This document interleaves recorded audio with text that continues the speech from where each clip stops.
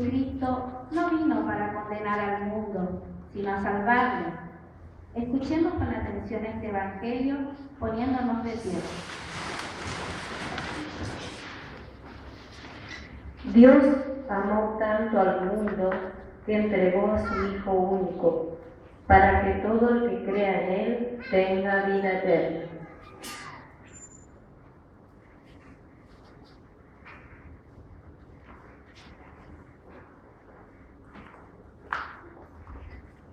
Que el Señor esté con ustedes. Con tu espíritu. Evangelio de nuestro Señor Jesucristo según San Juan. Sí, Señor. Dijo Jesús: de la misma manera que Moisés levantó en alto la serpiente en el desierto, también es necesario que el Hijo del Hombre sea levantado en alto, para que todos los que creen en Él tengan vida eterna. Sí, Dios amó tanto al mundo que entregó a su Hijo único para que todo el que cree en Él no muera, sino que tenga vida eterna.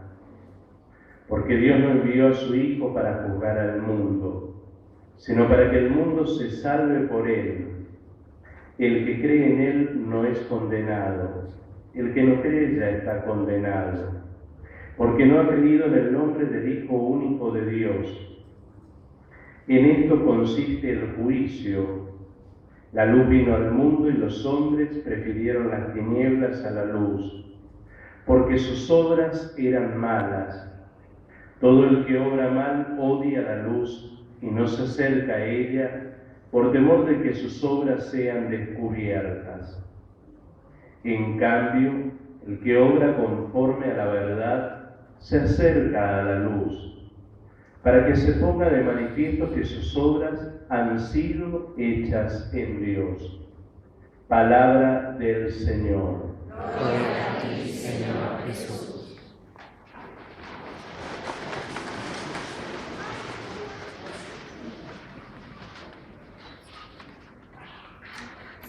En este cuarto domingo de Cuaresma, escuchábamos la primera lectura del segundo libro de las Crónicas. Y justamente lleva este título porque es un libro que va relatando de qué manera el pueblo de Israel fue deportado, fue llevado al exilio, a Babilonia, y de qué manera vuelve y se reconstruye la ciudad santa de Jerusalén. Según los especialistas calculan que es un libro que se terminó de escribir alrededor del año 300 a.C. y que la fuente que utiliza para inspirarse ya son libros canónicos, es decir, conocidos en el pueblo de Israel, como son los libros 1 y 2 de Reyes, 1 y 2 Samuel. También se dice que el autor puede ser una persona dedicada al culto, es decir, algún levita, por la centralidad que le da al templo y a los objetos sagrados que en él se utilizaban para el culto a Dios. Este autor lo que hace es recordarle al pueblo desde otro punto de vista cómo el pueblo ha desobedecido la alianza, prefirió ir detrás de otros dioses y sobre todo corromperse en el pecado y de esa manera abandonar todo el don y la gracia que Dios le había otorgado, entiéndase don como la tierra y gracia como el templo de Jerusalén. Todo eso va a ser arrasado a causa de la infidelidad. Ahora bien, nosotros también tenemos que pensar, trayendo el texto a nuestros días, de qué manera nosotros en este itinerario de la Cuaresma también vivimos la alianza que Dios ha sellado en nuestra vida el día del bautismo. Recordemos que a partir de ese momento nos hemos convertido en morada santa para Dios, en templo sagrado, porque el Espíritu ha sido derramado justamente en nuestros corazones, como dirá San Pablo.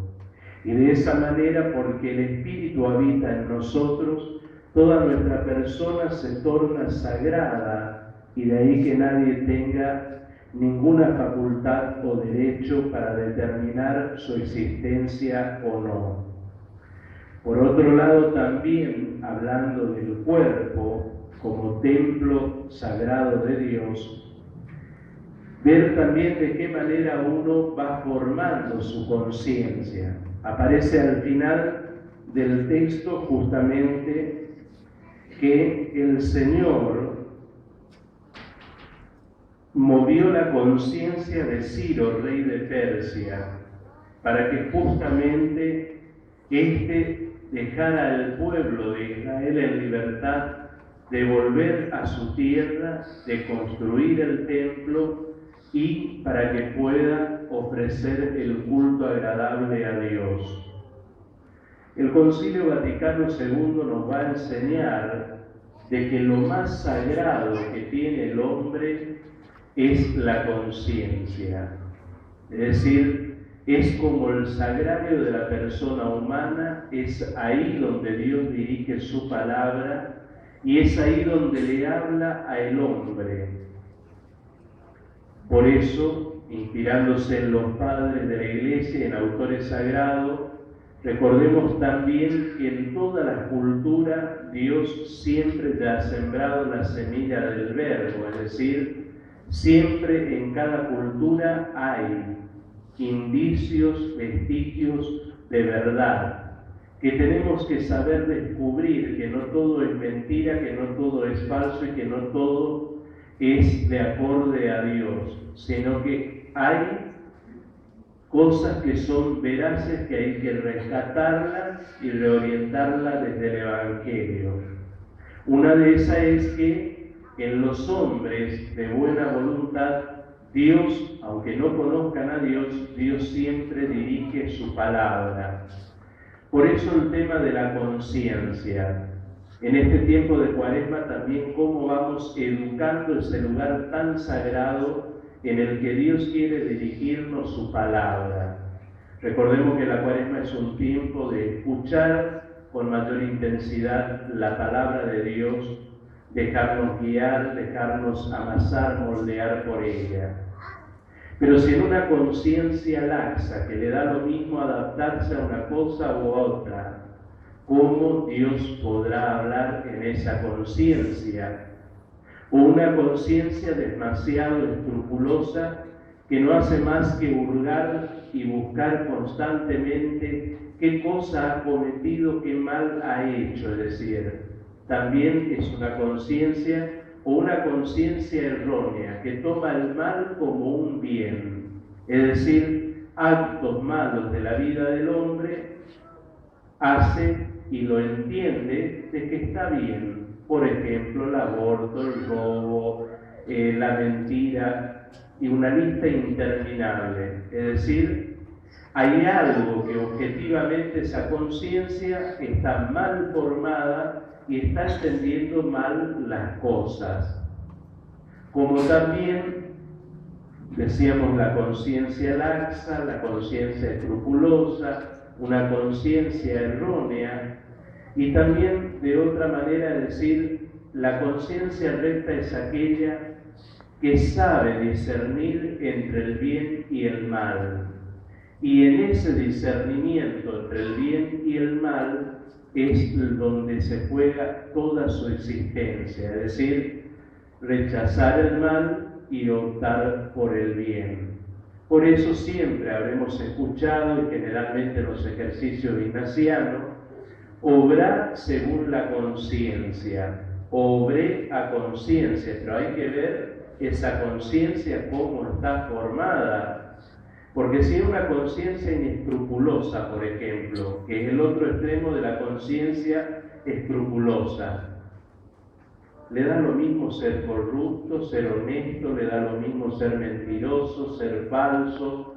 Es decir, en la vida anda a la buena de Dios, como solemos decir, pero usado en mal sentido aquí. Es decir, ¿por qué? Y la conciencia también tiene que ser educada en el seno de la familia. Es decir, eso más sagrado de la persona es lo que se va formando en la familia. Por eso también la conciencia de cada persona es un reflejo de lo que es y lo que ha sido esa familia. Porque ahí es donde se van sembrando los valores, ahí es donde va arraigando las cosas buenas. Por eso el tiempo de Cuaresma también nos puede ayudar, a la luz de la palabra, de mirar con qué conciencia obro cotidianamente o hago las cosas todos los días. Recordemos que Cristo ha venido a purificar con su sangre nuestra conciencia, ha venido a purificar nuestro templo que es nuestra persona, nos ha devuelto la gracia y nos ha reconciliado con el Padre. Por eso, como dice Pablo, a él que siempre le gusta recalcar, y todo esto no para que se gloríen que es obra de ustedes, sino que es puro don y pura gracia de Dios. De la misma manera, también purificada la conciencia, corregida la conciencia, es donde tenemos que hacer aquello que dice el autor de la carta a los Efesios. Si Dios los reconcilió y los rescató en Cristo, es para que obren el bien y para que realicen todas aquellas obras buenas que Dios pensó desde toda la eternidad. Hablando de la conciencia, el texto que terminamos de escuchar del Evangelio es la continuación donde comienza con el diálogo de Jesús con Nicodemo. Nicodemo va en busca de Jesús de noche, es decir, nunca va a descubrir. Recordemos que en el Evangelio de Juan la oscuridad, la noche, la tiniebla, siempre representa la fuerza del demonio, del mal y sobre todo el error. Es decir, aquel que no quiere descubrir la verdad y que prefiere vivir en la mentira. O aquel que no se juega por la verdad. Porque en el fondo Nicodemo no era una mala persona, pero tampoco era buena. Es decir, era tibio, era mediocre. Y por eso siempre, por temor, para que no vean, para que a ver el grupo del Sanedrín, a ver los otros de mi partidario, ¿qué van a decir si me ven o me pescan hablando con el maestro? Entonces él iba de noche. Por eso nunca va a entender el lenguaje con el que le habla Cristo. Por eso nunca él va a descubrir, y acá al final le va a decir, el que obra en la verdad camina a la luz de pleno día. En cambio, el que está en la mentira siempre se oculta, es decir, siempre busca estar en lo oculto.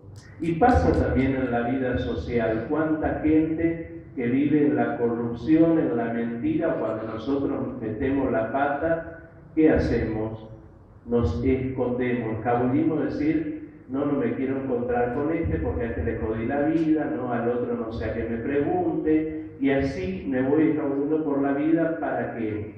De esa manera cada vez más voy buscando la oscuridad en lugar de enfrentar y salir a la luz y realmente dejarme curar por Dios, es decir, que Él con su resurrección resplandece de esa manera, pueda también sanar todas mis heridas y principalmente aquellas que me carcomen y que no me dejan en paz. Por eso cuando uno se va a confesar, ¿por qué el examen de conciencia? Es para que no nos quedemos con las migajitas de pecado, es para que vayamos a la raíz profunda de aquella de la cual corrompe todas nuestras acciones, todos nuestros actos.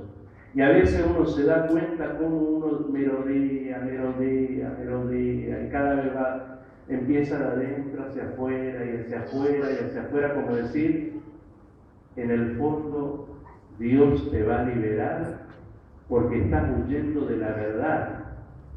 No soy capaz de enfrentar y decir, esta soy yo, estas cosas la hice con tal conciencia, libertad y responsabilidad de maldad. Esto he obrado de esta manera. O si no empezamos a buscar a ver en esa ronda que hacemos de merodeo para no hacernos cargo de la verdad o de lo que hicimos mal, empezamos a buscar culpables. Yo contesté mal porque fulano me irritó, yo no hice esto porque fulano me sacó de quicio, yo obré así, lo que pasa es que te venía acumulando lo que me venía diciendo. Es decir, entonces vamos buscando un montón de personas a quienes traemos en el confesionario, lo acusamos, pero ¿cuál es tu falta?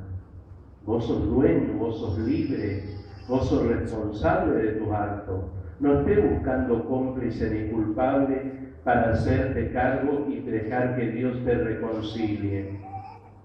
Ayer leía que el Papa Francisco va a proclamar un año del jubileo de la misericordia de Dios. Ojalá nos vayamos preparando para vivir en experiencia profunda lo que significa ser perdonado por Dios y vivir en la misericordia. Que no es solamente, no se limita a una devoción, a una coronilla, o falté a misa el domingo, pero le estafé a mi vecino, le mentí a mi esposo, a mi esposa, hice tal cosa a la otra, y yo digo, ¿qué es más importante?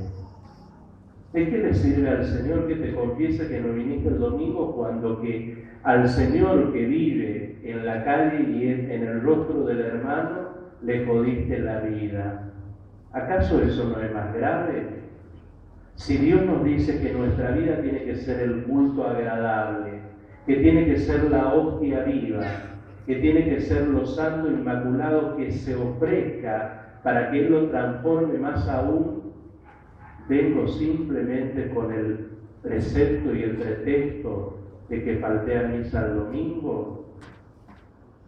Entonces pensemos, es un tiempo también para examinar en profundidad nuestra conciencia y no traigamos la migaja, porque el Señor no cura. Cuando el Señor quiere curar a través del sacramento de la reconciliación, no es como nosotros que tenemos un cortecito, le ponemos una curita y ya está.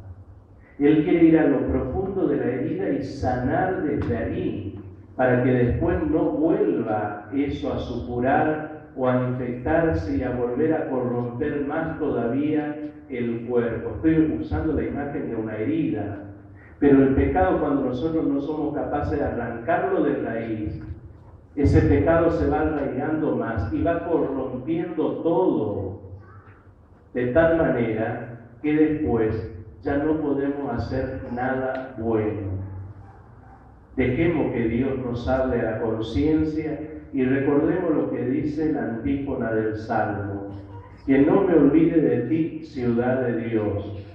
Recordemos que asumir la responsabilidad cotidiana en la familia, en el trabajo, en la educación, el aquí y ahora, no nos tiene que descentrar nuestro corazón de dónde está nuestra meta definitiva. Pero para llegar a esa meta definitiva, que es la ciudad de Dios, la casa, en la eternidad, tengo que hacer bien las cosas acá, de lo contrario no podré estar.